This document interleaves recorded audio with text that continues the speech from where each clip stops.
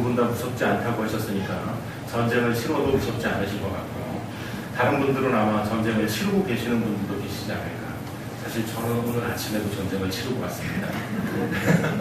네. 막내가 오늘은 안 일어납니다. 세상 한 번도 그런 적이 없었습니다. 아빠가 오늘 설교에 대해서 좀 일찍 가야 된다. 야, 일어나봐라. 절대 안 일어납니다. 일어났는데 눈이 퉁퉁 부었습니다. 훌쩍훌쩍 웁니다. 이유를 얘기해 주지 않습니다.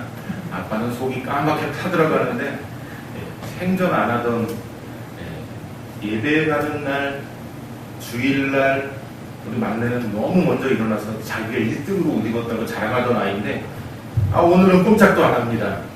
제 속은 타들어가는데, 달래고 얼르고 옷 입히고 양말 신기고 개우 데리고 왔습니다.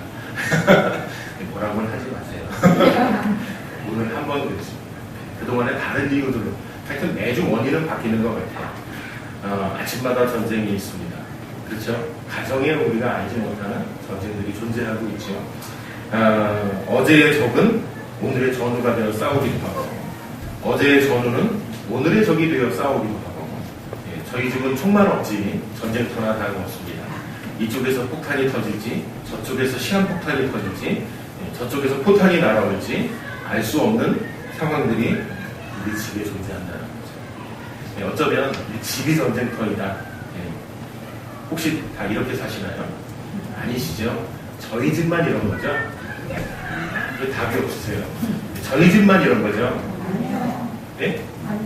다 그러세요? 저는 저희 집만 이런 줄 알았어요. 그래서 저희 집만 지옥에 사는구나. 이렇게 생각하고 살거든요. 다른 분들은 얼마나 행복하게 살까. 이 말 안 듣는 애들 셋, 그리고 가끔 속 몰라주는 우리 애들, 아빠 말 안 듣는 애들 점점 더 많아져요. 처음에는 하나도 없었는데 하나가 생기더니 또 둘이 되고, 이 아빠 말 안 듣는 거, 부모님 말 안 듣는 것도 일종의 전염병인가 라는 생각이 들 정도로 확진자가 들어가고 있습니다. 드디어 셋 다 감염된 것 같습니다. 저희는 그냥 혼자 위로하고 살기는 합니다. 어쨌든요, 이런 세상을 살아가는 동안에 우리가 가장 두려워하는 것, 무서워하는 것으로 인해서 우리는 때로는 고통받기도 하고 어려움을 겪기도 한다는 것이죠. 전쟁을 다른 말로 표현하면 제가 앞에도 잠깐 이야기했지만 지옥이라는 말이 맞지 않을까. 먹을 것을 구하려고 해도 구할 수가 없고, 또 쉴 곳을 찾으려고 해도 안식할 수 있는 곳을 얻을 수 없기 때문에 그렇습니다. 심지어는 먹을 물을 구하려고 하지만 먹을 물조차, 씻는 건 감지덕지고 먹을 물조차 구할 수 없는 바로 지옥을 경험하는 것이 전쟁이 아닌가. 앞에서도 제가 말씀드렸지만 전쟁은 국가와 국가 간의 전쟁만 존재하는 것이 아니라 사람과 사람 간, 또는 기업과 기업 간. 제가 보니까 치킨 업계에서도 전쟁이 있더라고요. 치킨 전쟁. 요즘 브랜드를 외우기가 힘들 정도로 치킨 이름들이 많이 존재합니다. 그리고 어떻게 더 다양한 맛을 내려고 다양한 방법으로 치킨을 개발합니다. 1위 업체를 넘어서기 위해서 2위 업체는 1위 업체를 모함하기에 어떤 닭을 쓰더라, 어떤 기름을 쓰더라, 안 좋은 걸 하더라. 이유는요, 1위를 넘어뜨린다. 2위인 업체에서는 1위로 발돋움하기 위해서 모함을 하는, 이것도 일종의 치킨 전쟁이 아닌가라는 생각이 들어집니다. 어쨌든 국가와 국가, 또 기업과 기업, 그리고 개인과 개인, 심지어는 가정에서조차 우리는 전쟁을, 그러니까 바꿔서 얘기하면 지옥을 경험하고 살아가고 있다는 것이죠. 전쟁 못지않게 우리를 불행하게 하고 고통스럽게 한다는 것입니다. 어떻게 보면 이 전쟁만 없다면 우리가 살아가고 있는 이 땅은 천국을 경험하고 살아갈 수 있지 않을까라는 생각이 들어집니다. 우리는 천국을 바라보고 천국을 소망하면서 살아가는 사람들인데, 천국이 천국되는 가장 중요한 요인 중에 하나가 뭘까? 그건 바로 우리 가운데 평화가 존재하는 것 아니겠는가라는 생각이 들어졌습니다. 왜냐하면 천국에는 전쟁이 없다는 것이죠. 갈등도 없고 다툼도 없고 여기엔 평화만 존재한다는 것입니다. 천국엔 평화가 있는 곳, 여러분의 가정이 만약에 평화가 존재한다면, 평화로운 삶을 살아간다면 가정은 천국을 경험하게 되겠지. 그러나 제가 말씀드렸던 것처럼 저희 집만 그런 줄 알았는데 지옥을 경험하시는 가정들이 꽤 있다는 걸 듣고 저는 세상 놀랐습니다. 아침마다 전쟁을 치러야 되고 또 알지 못하는 전쟁들로 가슴 아파해야 하는 일들이 저희 집에만 있는 줄 알았는데 다른 집에도 있다고 하니 지옥을 살아가고 있는 우리들의 모습들도 있다는 것이죠. 그런데 우리에게 그처럼 소중한 평화는 어쩌면 그냥 우리에게 주어지는 것이 아니라는 것이죠. 평화는 주어지는 것이 아니라 우리가 만들어가는 것이라는 것입니다. 그래서 오늘 말씀에도 보면 화평하게 하는 자는 복이 있나니 그들이 하나님의 아들이라 일컬음을 받을 것이다 라고 말씀하고 있습니다. 화평하게 하는 자, 다른 말로 하면 이런 말이 되겠죠. 화평을 만드는 사람, 화평을 가꾸는 사람. 그래서 저희는 영어로 피스메이커라고 부르는 건 아니겠습니까? 평화를 만드는 사람, 피스메이커. 그런데 이런 사람이 어떤 사람이라고 이야기하고 있습니까? 하나님의 아들이라 일컬음을 받는다라고 이야기하고 있습니다. 사실 저희가 너무나도 잘 아는 말씀이고 또 저희가 너무나도 자주 들었던 말씀입니다. 바꿔서 이야기하면 이 피스메이커, 우리가 살아가야 할 우리의 모습이다라는 것을 이야기하고 있죠. 어떻게요? 평화를 만들어가는 사람, 평화를 가꾸어가는 사람이라는 뜻이 되는 것인데 바로 이 피스메이커로 살아야 하는 우리는 하나님의 아들이다라고 이야기하고 있습니다. 한 번 더 질문을 드려야 할 것 같습니다. 우리 성도님들은 하나님의 아들로 살고 계신가요? 답이 없으시네요. 지옥만 경험하셔서 하나님의 아들로 살지 못하고 계신가요?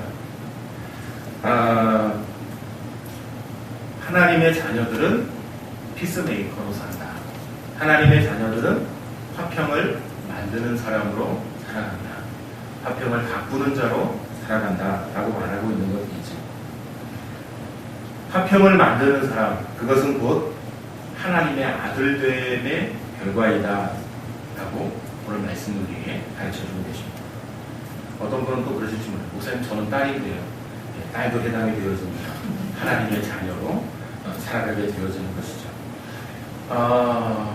오늘 본문에는 이렇게 기록됩니다. 화평하게 하는 자는. 근데 제가 말씀드릴 때는 평화라고 말씀을 드리고 있습니다. 제가 사전을 좀 찾아봤습니다. 놀랍게도 같은 한자에 순서만 바꿔놨습니다. 뜻도 찾아봤습니다. 뜻도 다 같은 거. 화평. 굳이 구분한다면 구분할 수 있겠지만 평평할 편에 평에 화할 화자로 바꿔 쓰든 뒤집어 쓰든 똑같은 의미를 가지고 있다는 것입니다. 개인 간이나 나라 사이의 충돌이나 다툼이 없이 평화로운 상태. 이 사전을 보다가 한 가지 의문스러운 건 화평을 설명하는데 평화롭다고 쓰고 있다는 거. 충돌이나 다툼이 없이 평화롭다는 거. 사실 그 뜻을 해석한 걸 보기 위해서 사전을 찾았는데 그 단어로 설명하고 있다는 거. 평화는 전쟁이나 갈등이 없이 평안함을 이야기하는 것이다 라고 사전에 기록되어져 있다. 그러니까 평화나 화평이나 같은 단어, 같은 뜻이라는 것이죠.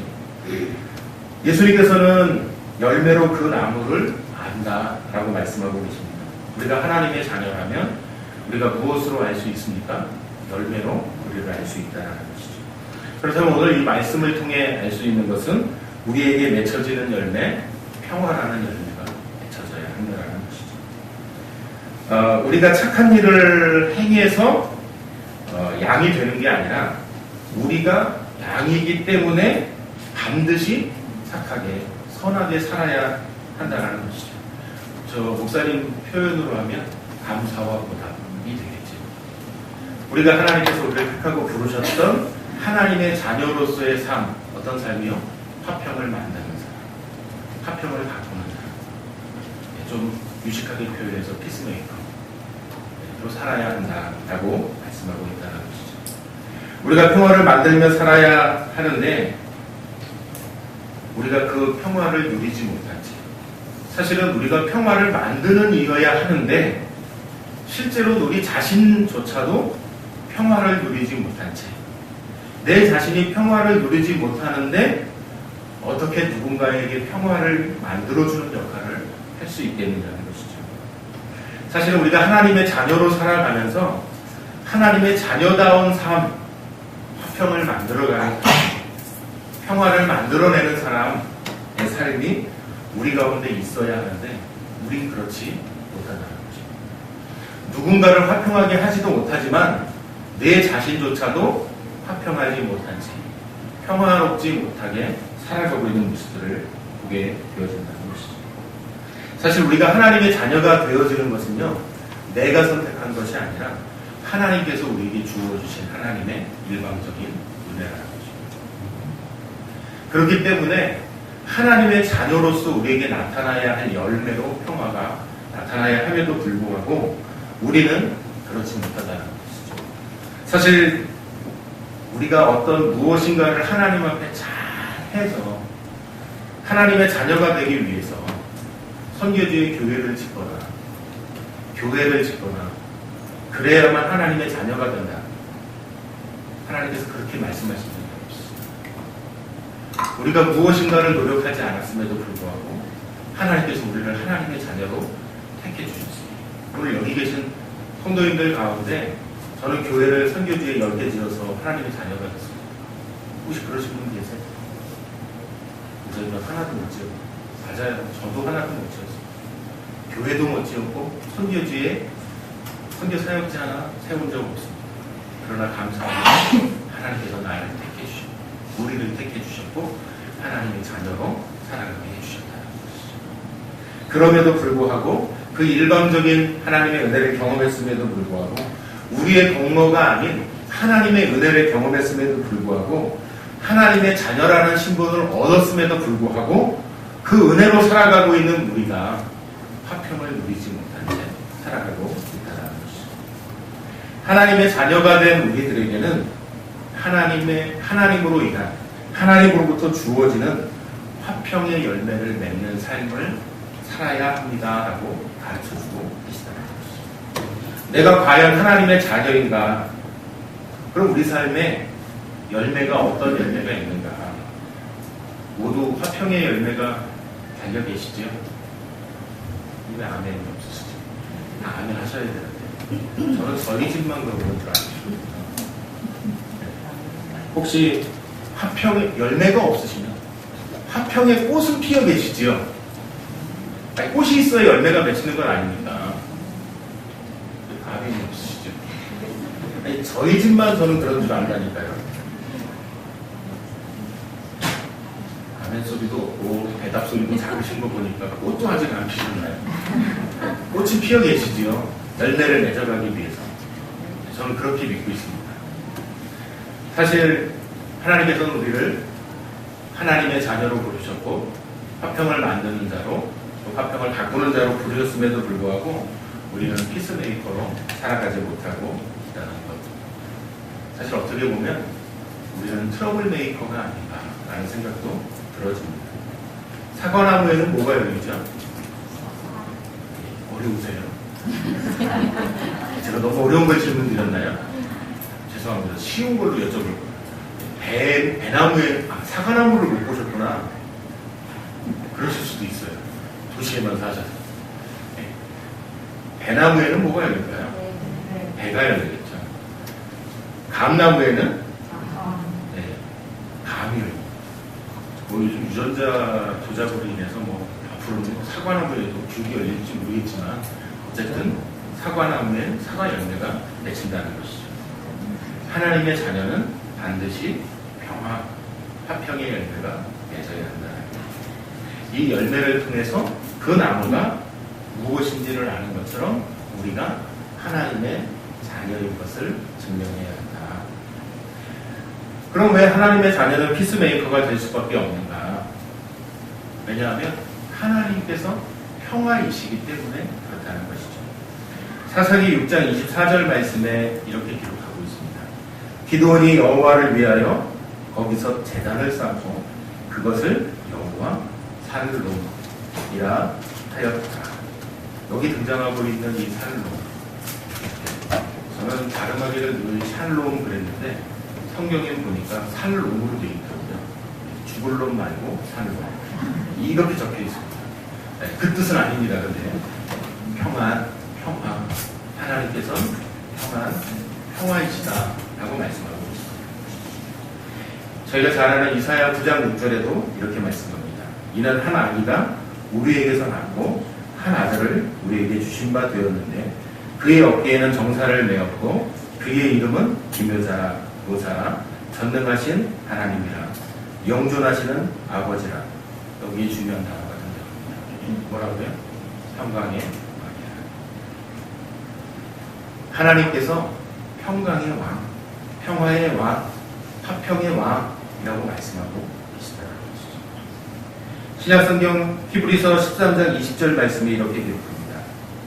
양들의 큰 목자이신 우리 주 예수를 영원한 언약의 피로 죽은 자 가운데서 이끌어내신 평강의 하나님이 모든 선한 일에 너희를 온전하게 하사 자기 뜻을 행하게 하시고 그 앞에 즐거운 것을 예수 그리스도로 말미암아 우리 가운데서 이루시기를 원한다. 영광이 그에게 세세무궁토록 있으시다. 여기에도 뭐라고 기록하고 있습니까? 평화의 하나님이심을 말씀하고 있죠. 평강의 하나님이심을 기록하고 있다는 것입니다. 바로 왜 우리가 하나님의 자녀는 피스메이커가 될 수밖에 없는가? 화평을 만드는 자, 화평을 가꾸는 자로 살아가야 하는가? 그것은 하나님께서 평화의 하나님이시라는 것, 평강의 하나님이시라는 것입니다. 에베소서 2장 14절 말씀에도 이렇게 기록합니다. 성경에 너무 많은 말씀이 기록이 되어져 있는 가운데 제가 일부만 발췌한 겁니다. 2장 14절 말씀이 이렇게 기록합니다. 에베소서 2장 14절 그는 우리의 화평이신지라 둘로 하나를 만드사 원수 된 것 곧 중간에 막힌 담을 자기 육체로 허시고 라고 말씀하고 있습니다. 예수님께서 우리의 평화이시고 둘로 하나를 만드시고 중간에 막힌 담을 허셨다.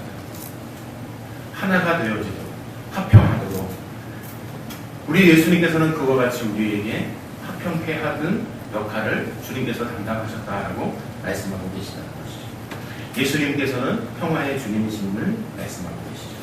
그래서 그분의 복음은 평화의 복음인 것이고 그러므로 하나님의 자녀의 우리도 화평을 만드는 사람, 피스메이커로 살아야 하는 것을 말씀하고 있다는 것입니다. 골로새서 3장 15절 말씀에 이렇게 기록합니다. 그리스도의 평강이 너희 마음을 주장하게 하라. 너희는 평강을 위하여 한 몸으로 부르심을 받았나니 너희는 또한 감사하는 자가 되라고 말씀하고 있습니다. 평화를 위해 우리를 부르심을 말씀하고 계십니다. 화평하게 만드는 사람, 화평케 하는 자로서 우리를 부르셨고 우리를 그렇게 살아가도록 말씀하고 계시다는 것입니다. 우리가 평화의 기여했기에 우리를 불러서 하나님의 자녀로 만드셔서 하나님의 자녀로 살아가게 하신 것이 아니라 평화의 열매를 풍성히 맺으며 살기를 기대하는 마음으로 우리를 하나님의 자녀로 삼으셨다는 것을 말씀합니다. 여러분께 제가 여쭤봤잖아요. 열매가 있으세요? 그랬는데 답이 없으셨어요. 꽃은 피어 있으시죠? 했는데 답이 없었어요. 사실 열매만 보고 이야기하는 것 같아서 답을 안 하신 것 같아요. 제 생각에 꽃이 피어 있으실 거예요. 열매를 맺어가는 거예요. 하루아침에 열매가 딱 하고 맺히는 건 아니죠. 제가 얼마 전에 저희 막내하고 농협에 가서 토마토를 사니까 토마토 나무를 하나 주더라고요. 그래서 가져다가 화분에 심었습니다. 그리고 어저께 봤는데요. 요만한 토마토가 하나 매달렸어요. 네, 꽃이 피고 한 2주쯤 지난 것 같은데 네, 요만한 토마토가 매달렸다. 저희 막내의 질문이었습니다. 아빠 저거 언제 먹을 수 있어? 좀 기다려야죠. 그래서 제가 이렇게 빨갛게 되면 먹을 수 있어요. 열매를 하루아침에 거둘 수 있는 게 아니죠. 꽃이 피었고 시간이 흘렀고 수정이 되었고 그리고 열매가 맺히고 열매도 자라야 열매를 딸 수 있는 건 아니었습니다. 이처럼 우리를 부르신 것, 우리를 하나님의 자녀로 삼으셔서 더 풍성한 열매를 맺으며 살기를 기대하는 마음으로 그를 부르신다.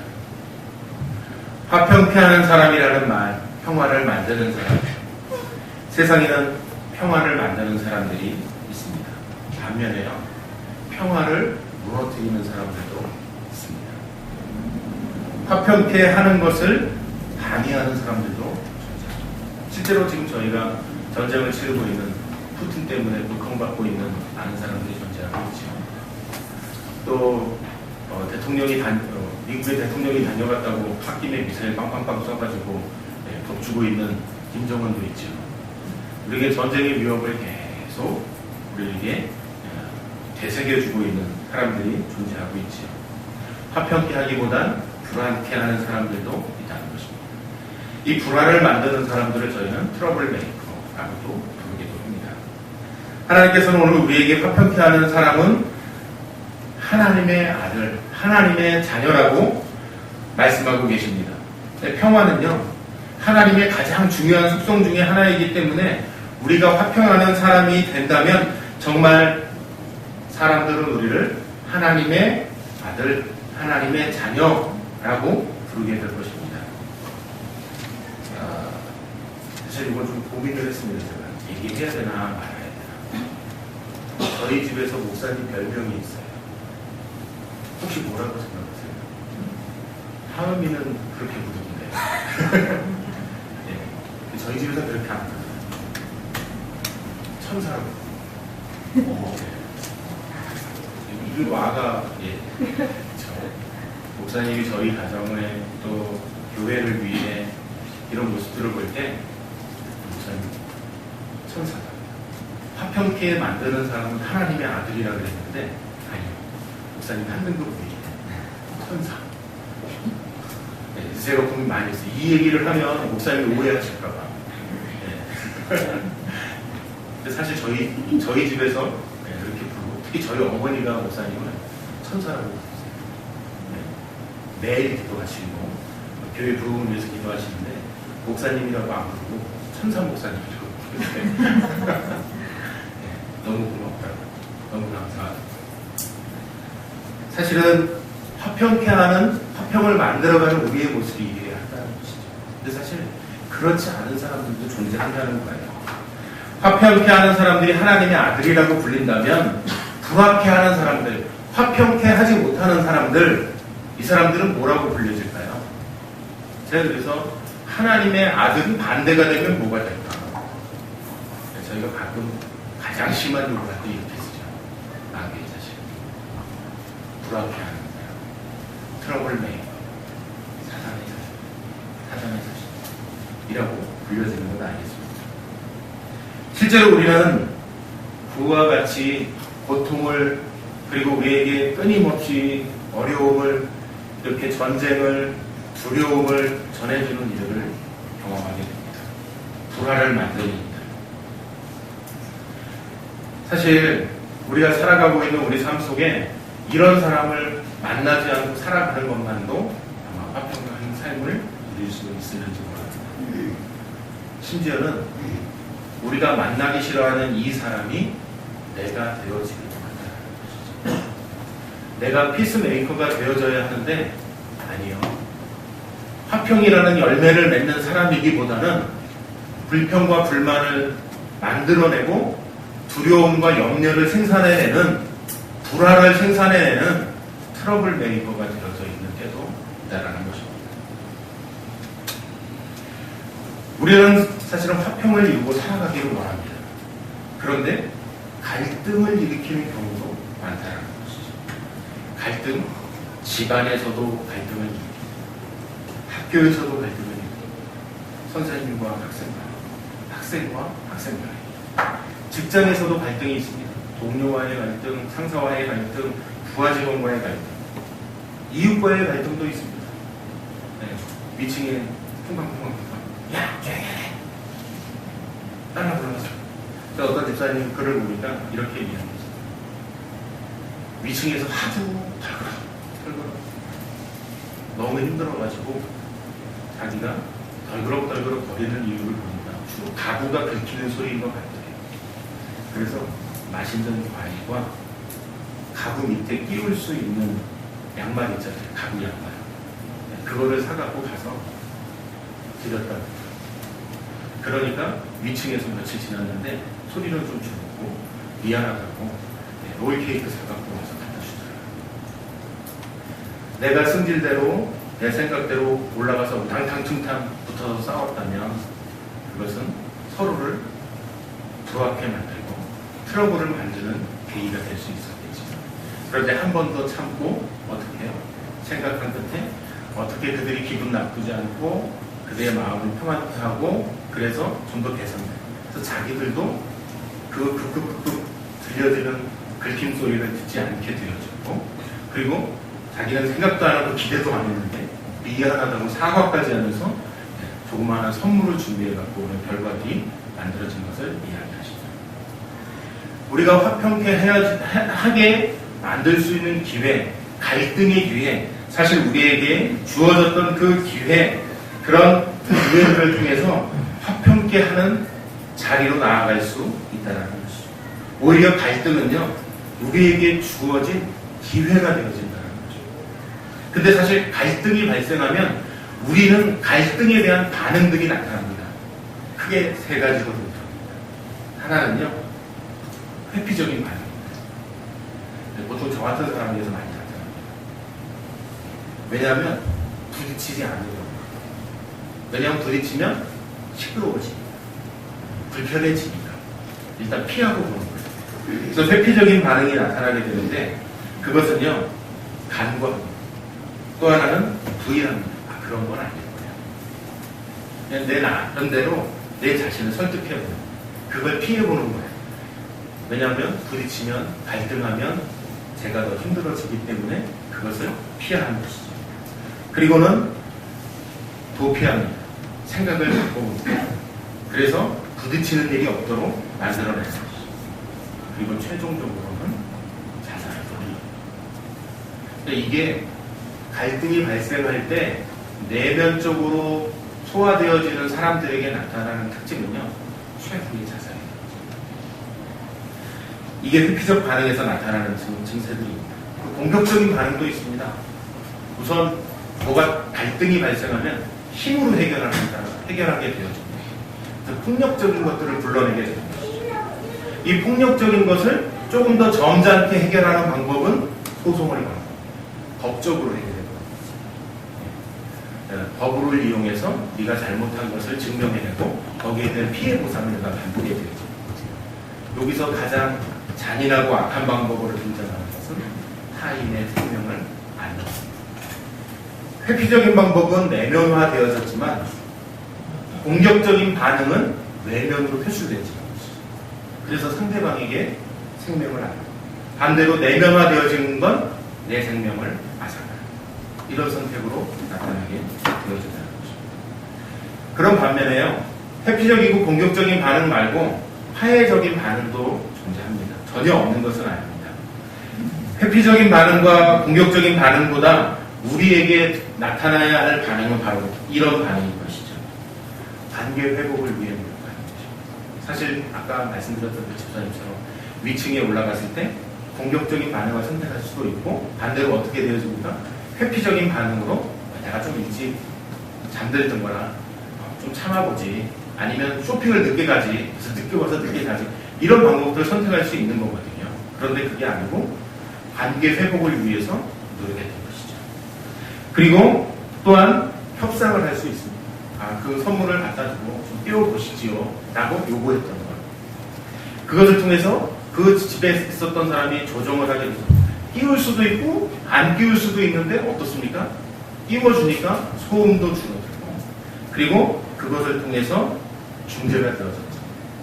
그러니까 화해적인 반응으로 나타나게 되어지는 것, 관계 회복과 협상, 그리고 조정, 그리고 중재까지 문제가 해결되어지는 방법으로 등장하게 되어진다는 것입니다. 어쨌든 갈등이 발생하면 회피적이 되든 공격적이 되든 두 가지의 반응이 나타나는 것입니다. 그러나 화평을 만드는 이로써 하나님의 자녀로서 우리가 할 수 있는 것, 화해하는 반응이 우리에게서 나타나야 하는 것을 말씀하고 있다는 것이죠. 피스메이커는 예수 그리스도의 증인으로 갈등을 화해하는 반응의 범위 내에서 해결할 것을 약속한 사람들이라는 것이죠. 하나님 말씀 안에 하나님 자녀로 방법들을 택할 때 회피적이거나 공격적인 반응이 아닌 말씀을 통해 우리 자신을 돌아보고 하나님의 은혜를 경험하고 그 은혜를 통해 우리가 어떤 관계를 회복할 것인지 중재할 것인지 그 문제를 협상할 것인지 조정할 것인지를 택하게 되어지는 것. 오늘 이 갈등이 빚어지는 상황 속에서 우리에게 나타나게 되어지는 것은 갈등을 통해서 하나님을 영화롭게 할 수 있다는 것입니다. 앞에 집사님이 공격적인 반응을 택했다면 그런 방법이 드러날 수 없었을 것이라는 생각이 들어집니다. 하나님의 은혜를 구하고 또 하나님의 말씀대로 갈등에 처해 있을 때 내 욕구, 내 욕심, 내 자신에게 초점을 맞추기보다는 하나님의 관점으로 갈등을 해결해 보려는 노력이 시도가 되어지는 것이죠. 하나님의 말씀에 순종하게 되어지고 사랑과 긍휼의 자세가 우리에게 있다고 한다면 이와 같은 선택으로 하나님의 지혜를 구하게 될 때 하나님께서 기뻐하시는 선택이 되어질 수 있도록 화평케 하는 자로 나아갈 수 있다는 고린도전서 10장 31절 11장 1절 말씀에 이렇게 기록합니다. 그러즉 너희가 먹든지 마시든지 무엇을 하든지 다 하나님의 영광을 위하여 하라. 싸울 수도 있습니다. 회피할 수도 있습니다. 그러나 하나님의 영광을 위해서 내가 그 관계를 회복할 수 있는 방법이 무엇인가? 그 갈등 상황에서 하나님의 용서와 지혜와 사랑을 의지해서 하나님을 영화롭게 하게 되어지는 것이죠. 갈등은요, 다른 사람을 섬길 수 있는 기회가 되어진다는 거죠. 사실 저희가 갈등이 발발할 때 내가 유리하고 내게 필요한 것들을 선택하는 경우들, 그리고 나의 욕구를 만족시키기 위한 선택들을 할 때가 훨씬 더 많습니다. 그게 회피적이든 공격적이든 반응으로 나타나게 되는 것이거든요. 그 이유는요, 나보다 그 사람이 행한 행동이 더 잘못되어졌다라고 생각되어지기 때문에 이런 행동을 하게 되죠. 그런데 성경은 이렇게 말씀합니다. 마태복음 7장 3절과 5절 말씀에 보니까 어찌하여 형제의 눈 속에 있는 티는 보고 내 눈 속에 있는 들보는 깨닫지 못하느냐. 보라, 내 눈 속에 들보가 있는데 어찌하여 형제에게 말하기를 나로 내 눈 속에 있는 티를 빼게 하라 하겠느냐 라고 말씀합니다. 내 눈 속에 들보가 들어있는 것, 그것을 빼는 것. 그렇다면 내가 누군가에게 회피적이든 공격적이든 그런 반응이 아니라 어떻게 해요? 오히려 지혜를 구하고 사랑을 구하고 긍휼을 구하고 하나님을 통해 다른 사람들을 섬기는 기회가 되어진다는 것을 말씀하고 있다는 거죠. 갈등의 기회가 발발하면요, 우리 안에 올라오는 게 하나 있습니다. 뭐가 올라오죠? 분노가 올라오죠. 성도님들은 참 화평의 열매를 꽃을 피우고 계시니까 이게 안 올라오시죠. 저는 올라와요. 막내가 오늘 양말 안 신는다고 탁 던지는 순간 이것을 확 올라옵니다. 뚜껑에서는 벌써 열이 삐질삐질, 열이 난 결과로 땀이 삐질삐질 흐릅니다. 네. 근데 그 순간 어떻게 해요? 얘를 달래는 방법은 제가 참아야 달래습니다. 소리를 바로 지르는 순간 통제가 안 됩니다. 아마 오늘 11시에 못 왔을 거예요. 네. 달래는 방법이 되겠습니다. 햄버거 사주기도 하고 달랬습니다. 제 욱하고 올라온 마음을 누르고 네, 무릎 꿇고 엎드려서 양말 신겼습니다. 네, 화평케 하기 힘듭니다. 네, 하나님의 아들로 살기 어렵습니다. 그렇지만 어떻습니까? 그 결과 11시전에 도착할 수 있었습니다. 제가 참으니까. 사실 어떻게 보면 이것도 회피적 반응일 수 있거든요. 그렇지만 이를 통해서 중재하고 저희 딸하고 협상하지 않았습니다. 햄버거. 네. 무엇보다요, 온유한 심정이에요. 화가 올라오면 온유해지기가 쉽지 않습니다. 특별히 이 부모로서 자녀를 대할 때는요, 이 온유함이 등장하기가 참 어렵습니다. 저희 아버지가 한 것 중에 제일 심한 적이 뭐라고 하셨다고 혹시 기억나세요? 똑같은 건가요? 제가 요즘 아버지 욕하신 걸 아주 혹독하게 치르고 있습니다. 네. 자녀들에게 온유해지는 게 힘들더라고요. 근데 온유한 심령으로 바로잡을 것에 대해서 성경은 말씀하고 있습니다. 갈라디아서 6장 1절과 2절 말씀이 이렇게 기록합니다. 형제들아, 사람이 만일 무슨 범죄한 일이 드러나거든 신령한 너희는, 참 신령한 너희는 온유한 심령으로 그러한 자를 바로잡고 너 자신을 살펴보아 너도 시험을 받을까 라고 말씀하고 있습니다. 온유한 심정으로 갈등의 문제를 해소하려고 달려들면 그것이 화평을 만들어내는 역할을 하더라는 것입니다. 또 한 가지는요, 갈등은 우리에게 예수님을 본받게 되어지는 사이다. 그러니까 이것이 갈등으로 인해서 화가, 분노가 표출이 되고, 사실 제가 이 말씀할 때 부끄러워서 사실 하기가 너무 힘듭니다. 왜냐하면 저희 집에서 화가 제일 많은 사람 저거든요. 분노도 많은 사람이, 저희 집사람은 화내는 법이 없어요. 저희 집사람은 화를 내는 법이 없어요. 목사님도 천사지만 저희 집사람도 천사예요. 대응을 안 해요. 전쟁이 돼야 싸움이 되죠. 무슨 얘기인지 아시죠? 돌을 던지면 저쪽에서도 돌이 와야 전쟁이 되는데, 여기서 돌을 던져도 저쪽에서는 부대응이. 미사일을 100개를 쐈는데 한 적도 없어요. 싸움이 안 돼요. 더 이상 쏠 미사일이 없어서 제가 한 거거든요. 이게 새로운 전쟁법이에요. 간디가 이런 방법을 쓰지 않았다. 공정 무정함. 그런 생각이 들어지긴 하는데, 어쨌든요, 갈등은 우리에게 예수님을 본받아가게 되어지는 자리라는 거죠. 지위라는 거죠. 중요한 것은요, 먼저 말이야. 먼저. 에베소서 4장 32절 말씀이 이렇게 기록합니다. 서로 친절하게 하며 불쌍히 여기며 서로 용서하기를 하나님이 그리스도 안에서 너희를 용서하신 것 같이 하라라고 말씀하고 계십니다. 우리가 사실은 자존심 내려놓지 못해서 화해하기 힘듭니다. 아니, 내가 뭘 잘못했는데, 아니, 하루 종일 일하고서 양말 좀 뒤집어 벗어놓을 수도 있는 것이고, 그걸 가지고 시비를 걸어서 나하고, 빨래 내가 돌리면 될 거 아니야. 네, 저희 집에서 그럽니다. 그리고 실제로 저희 집은 양말 다 뒤집어서 먹습니다. 네, 그래서 너를 열면 다 뒤집어야 됩니다. 제가 합니다, 그냥. 화해하는 방법입니다. 힘들어도 하나님의 화평케 하는 삶을. 제가 오늘 저희 집 얘기 너무 많이 하잖아. 다음 주부터 얼굴 못 들고 다니고 불현타가 와가지고.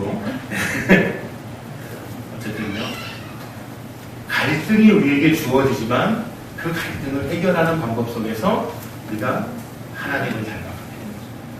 예수님을 닮아가게 되는 거죠.